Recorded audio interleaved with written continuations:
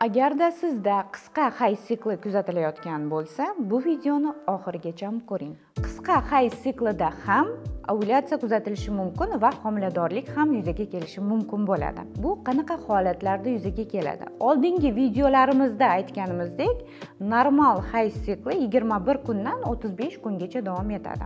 21 kundan, demak, kam bo'lgan hayzlar yoki 35 kundan ko'p bo'lgan hayzlar bu normal holat hisoblanmaydi. Agar sizda 21 kunlik hayz sikli bo'ladigan bo'lsa, bunda asosan qonli kunlar 5-6 kun davom etadigan bo'lsa, siz jinsiy aloqani 7 yoki 8 kunlari qilgan bo'lsangiz va sizda ovulyatsiya 9 yoki 10 kunlarga to'g'ri keladigan bo'lsa, albatta sizda homiladorlik qisqa hayz davrida ham kuzatilishi mumkin bo'ladi. Agar sizda shunaqa muammolar bo'lsa, albatta mutaxassis ko'rigiga murojaat qiling.